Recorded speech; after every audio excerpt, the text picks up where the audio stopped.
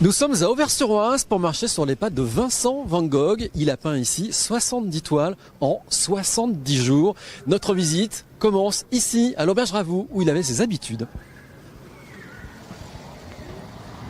Dominique Charles-Janssen, bonjour. Vous êtes le président de l'Institut Van Gogh. On est ici à l'Auberge Ravoux, où Vincent Van Gogh avait ses habitudes. C'était sa dernière demeure. C'était sa dernière demeure.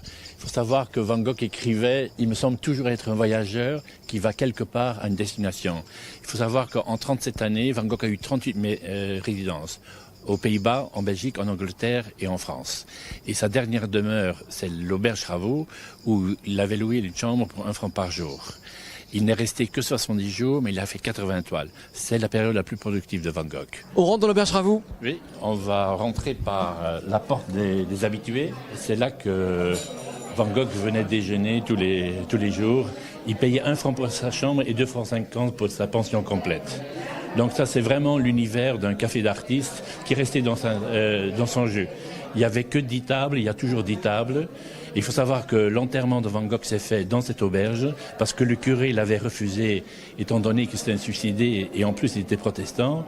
Donc ils ont descendu le cercueil sur une des tables en bas.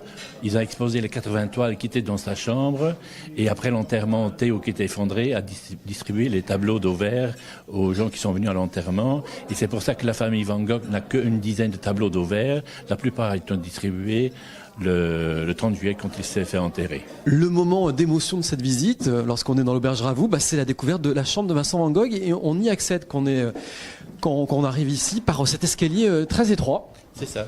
C'est la chambre numéro 5 où Van Gogh a vécu 70 jours, où il est mort et qui restait intacte. Parce qu'à l'époque, on ne louait pas la chambre d'un suicidé, ça portait malheur.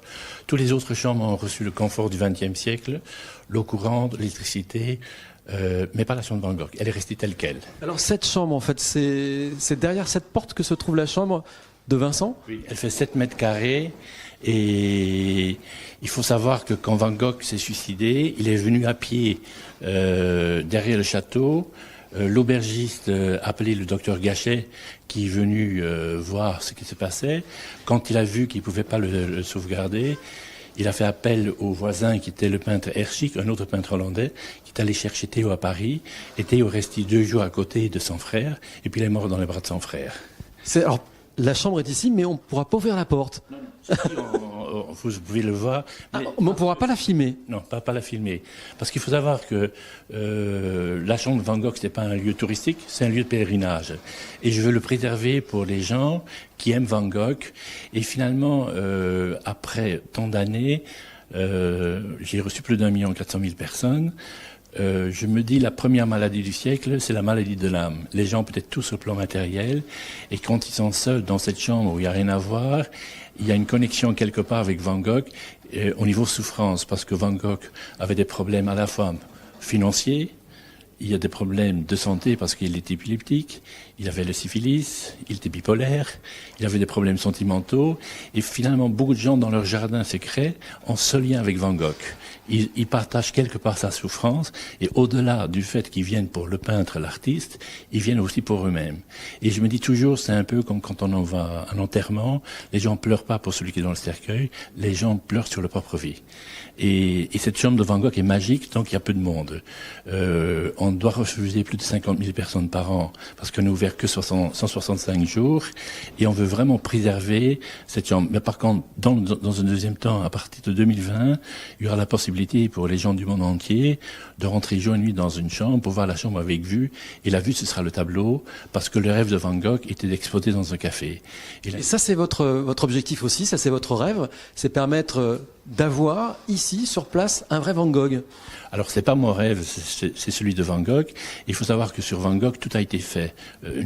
Plus de 20 000 livres, des milliers de films, des documentaires, mais le rêve d'exposer dans un café n'a jamais été réalisé. Et l'objectif de l'Institut Van Gogh, c'est de ramener un tableau d'Auvers-sur-Oise, le mettre dans la chambre, et ainsi ça deviendra une chambre avec vue. Et l'idée, c'est via une clé virtuelle, les gens peuvent rentrer jour et nuit dans la chambre de Van Gogh et faire la chambre avec vue.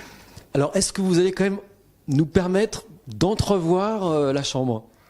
Alors, il faut venir à Auvers pour voir la chambre, mais pour apercevoir ce que c'est la chambre, je peux entrouvrir la porte. Allons-y. Voilà.